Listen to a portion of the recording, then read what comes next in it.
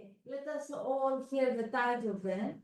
Early Modern Zoological Terminology, Issues and Perspectives in Hernández, Rerum, Medicarum, Novae, Hispaniae, Thesaurus, by Giuliana. You have the floor. Hi, everybody. Let me give me just 1 second. I'm going to share my presentation. Giuliana, I think you can start. Okay.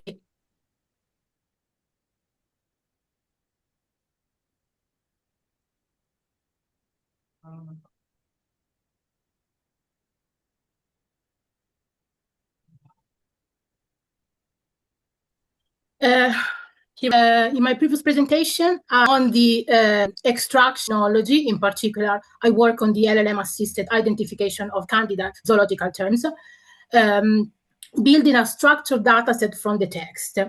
However, this process highlighted a key issue.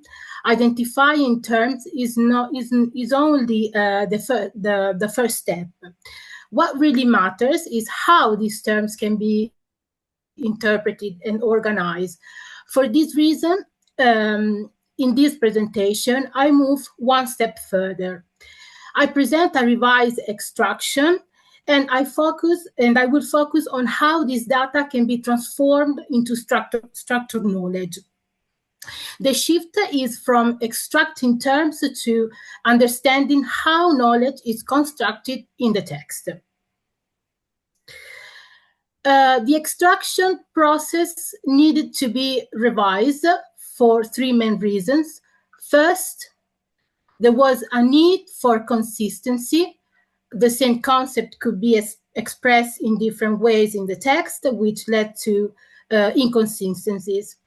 In the structured term, second, it was necessary to reduce ambiguity. Early modern texts, in fact, are highly polysemic, and terms can have multiple meanings, and their boundaries are often unclear. And finally, it was essential to minimize hallucination. When using language models, there is always this risk, the risk of generating information that is not actually present in the text. For this reason, the extraction has to be carefully controlled and revised. The methodology has started with a preliminary framing phase. First, I define the domain, which is early modern zoological knowledge of the 16th centuries, specifically a descriptive proto-scientific zoology. Then I assign a role to the model, defining it as an expert terminologist with experience in zoological taxonomic and scientific Latin.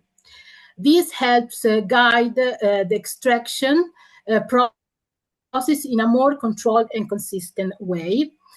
I also specify the context and the source, which is historical scientific Latin text.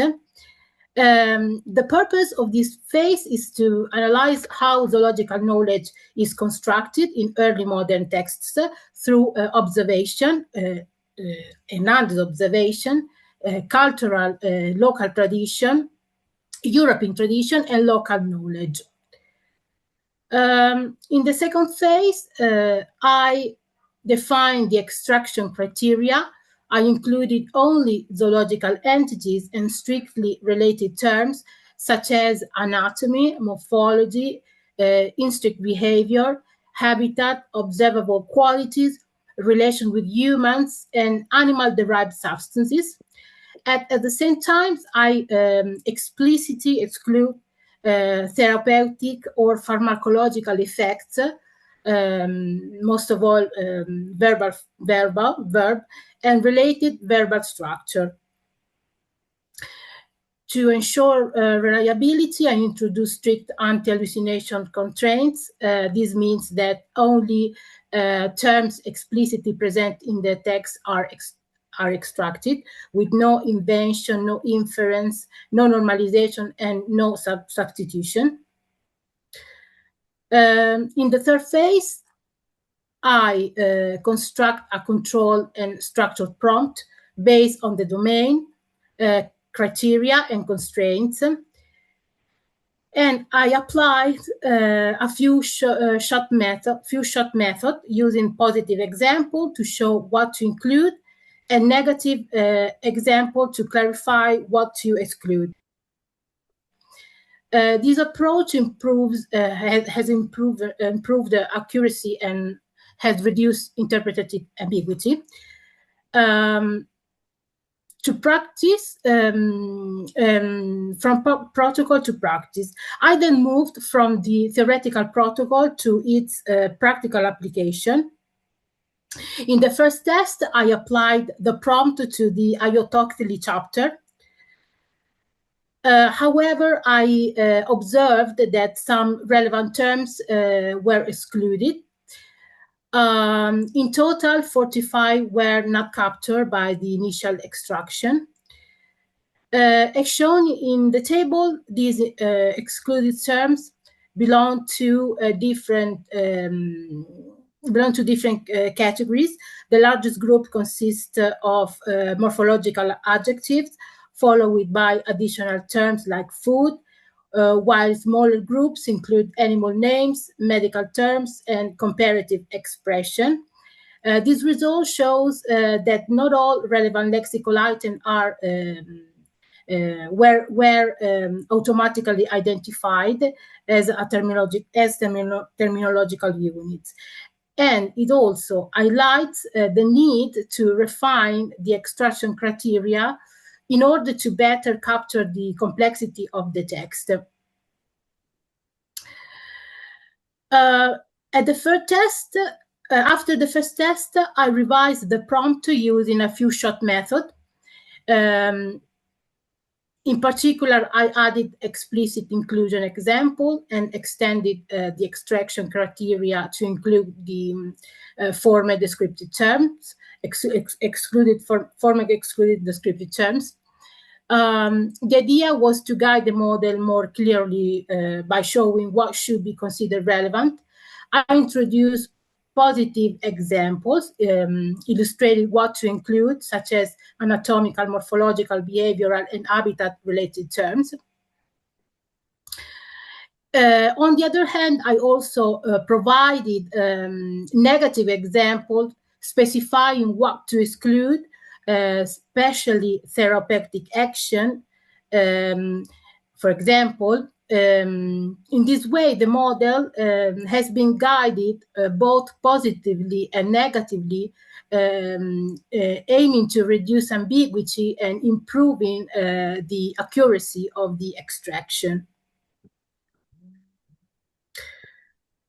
The process was then applied iteratively to all chapters.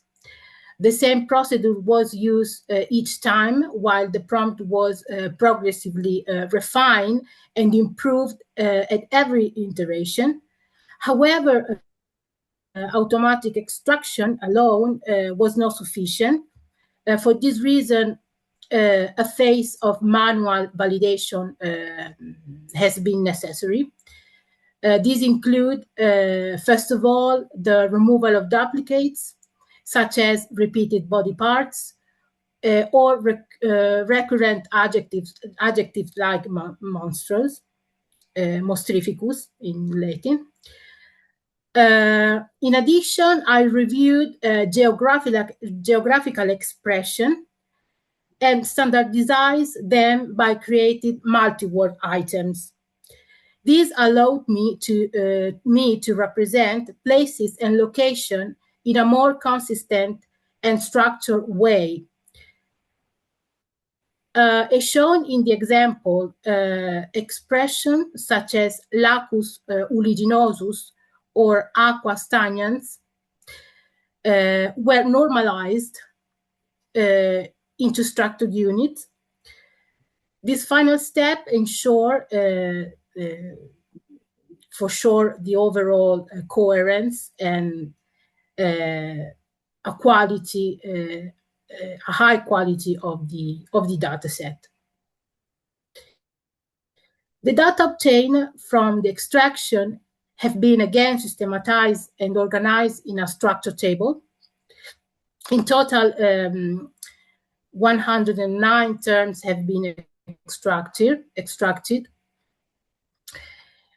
Each term has been annotated with linguistic and semantic information, including lemma, part of speech, language, and definition from the text. In addition, each entry has been provided with an English translation and mapped to ontological classes and superclasses. At this stage, what we have is a structured data set composed of terminological units, enriched with linguistic and linguistic annotation. However, this is only the starting point. What emerges is not just a list of terms, but an underlying conceptual structure. The data reveal patterns, connection, and relationship between concepts. In other words, the dataset allows us to move from isolated information to an organized system of knowledge. At this point, a shift of perspective becomes necessary.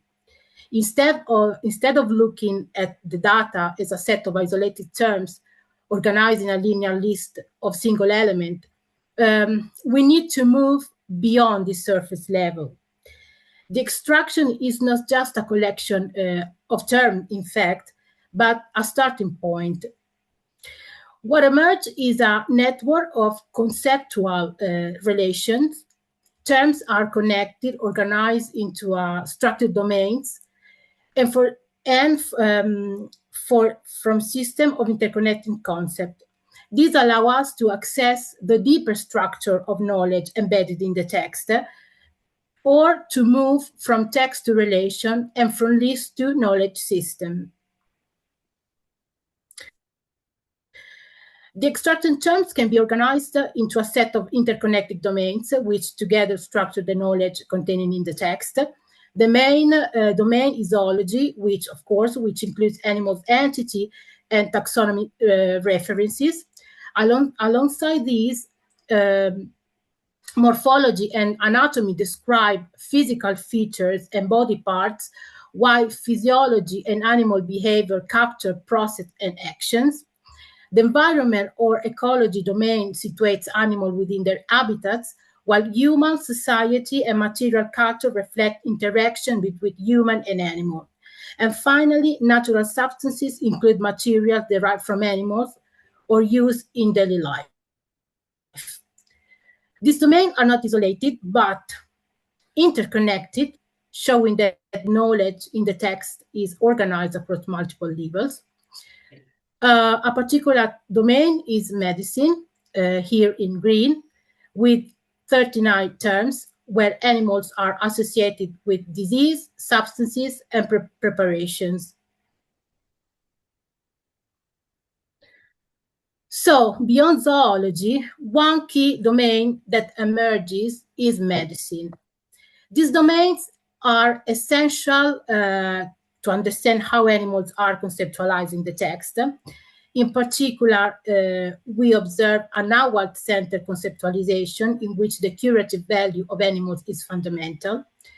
The healing aspect is deeply embedded in the knowledge system, and Hernández often uses recurrent formulas such as they say it cures.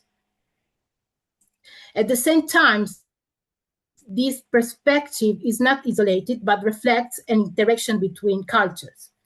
A similar expression, for example, are also common in early modern European medicine. A clear example is the case of axolotl, which is compared to the cincus, the cinc, a kind of lizard, a European animal traditionally associated with aphrodisiac properties.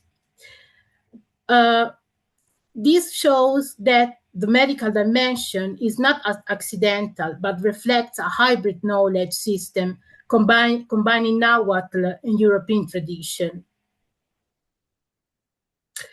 So animals are not only described, but defined through what they do, what they produce, and how they are used.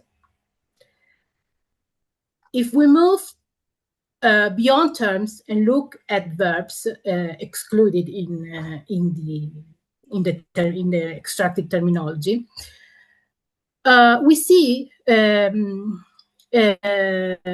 how animals are defined through actions. These therapeutic and physiological verbs describe what animal or their substance or their part do. They cure, they relieve, stimulate, weaken. In this sense, animals are not just described as entities, but through their effect and functions. This confirms that knowledge in the text is dynamic and structured around processes rather than static definitions. This becomes even clearly when we look at full therapeutic action. Here, we can reconstruct structural relations between a source, such as an animal or its part, a therapeutic action, and a target effect. For example, an animal part or substance cures, relieves, or calms a specific condition. This shows that the knowledge is organized in relational patterns, not just what an animal is, but what it does and how it is used. In this way, animals become functional elements within a medical system, linking natural substance to specific effects. These slides bring together everything we have seen so far. Animals are not only described or associated with properties, but fully integrated into medical practices. We see concrete preparation process here, grinding, boiling, drying, mixing. This confirms that knowledge, again, is organized around actions, transformation, and uses, where animals become active components within a structured medical system. Starting from the extracting terminology, it becomes possible to reconstruct a network of conceptual connections. The animal here, the Zopilotl, a black vulture, is defined through its relation. It has parts, it eats some specific things, it lives in an habitat, it is compared to other animals, and it can also have medical uses. In this case, his flesh cures tuberculosis. All these relations emerge directly from the text and organize knowledge in a structured way. The result is not a simple description, but a system where characteristic, behavior, and function are interconnected, allowing us to move from a list of terms to a relation model of knowledge. Building on what we have seen, animals are not only primary object of description, but are also used in multiple functional ways within the text. In particular, they serve for comparison, classification, and analogy. This table illustrates this function. Animal terms are used as comparative references to describe other animals or to indicate shared properties. This shows how knowledge is constructed through relational strategies rather than isolated description. An interesting aspect is that comparison is not limited to animals, but also extends to humans, especially in anatomical or physiological terms. For example, the axolotl is described as having a menstrual cycle similar to that of women, while in the case of the manatee, which is a big mammal, water mammal, the female is said to have a vulva comparable to that of a woman. An interesting case is the mention of animals from the New World, such as the vicuña, the taruca, and the guanaco. These animals were already known. In fact, they appear in a Latinicized form and are used as comparative references. Specifically, they are cited as other animals in which the bezoar stone can be found within the description of the category of the Masami, that is deer. The bezoar stone were a concretion, a stone found in the stomach of or intestine of certain animals, for example, in the stomach of deers, traditional believed to have medical and antidotal properties. Building on the relational analysis we have just seen, it becomes possible to move one step further, and reconstruct a classificatory system.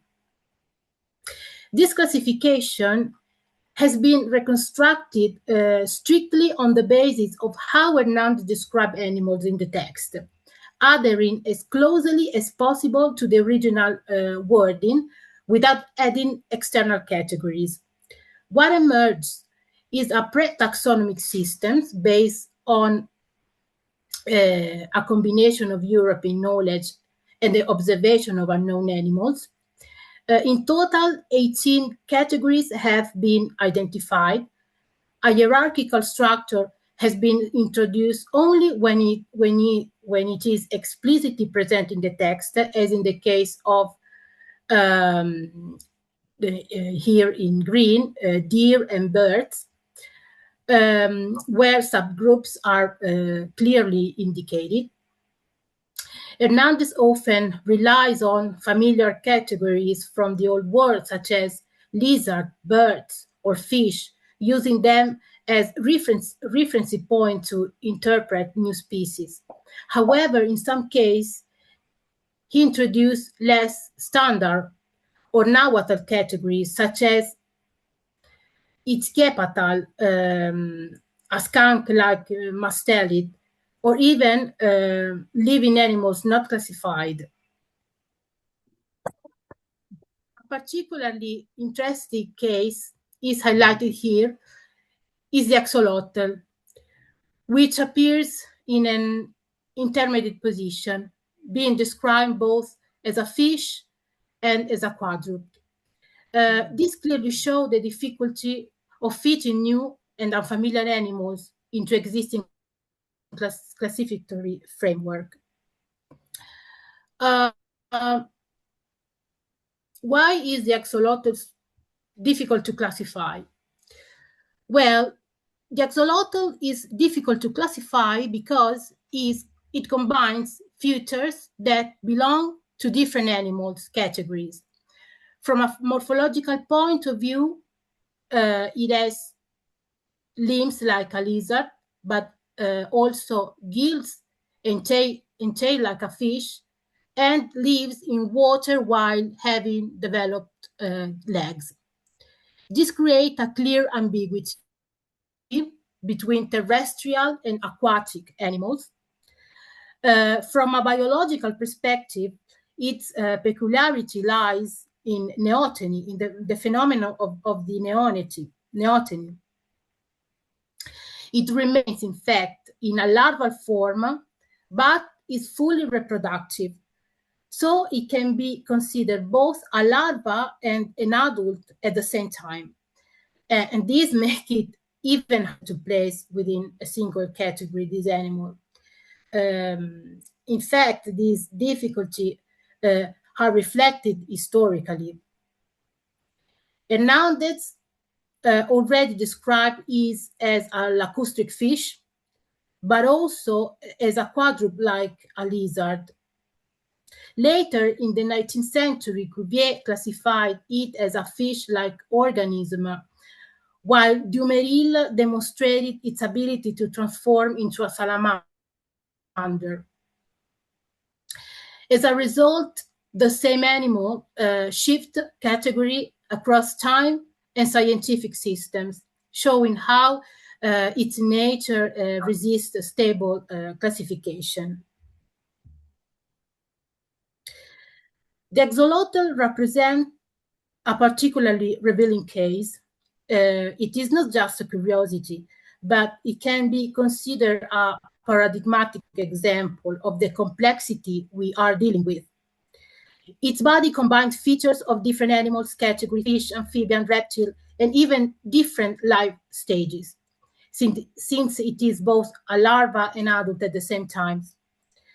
This inherent complexity leads to historical instability across century and scientific system. The same animal has been described and classified in different ways. But this shows that the difficulty does not lie in the description itself, but in the nature of the object. From this perspective, we can better understand that the broader process I have presented. We move from terminology, that is terms extracted from the text, to knowledge, where relation, comparison, and function emerge. These relations allow a pre-taxonomic classification to take shape, which can then be formalized into an ontology. To conclude, in this sense, Hernández's terminology is not just a list of terms, but it is a structured way of organizing and transmitting knowledge. And in this context, the axolotl finally shows that terminology does not reflect fixed categories, but rather the complexity of the living world and our evolving way of understanding it. And thank you very much.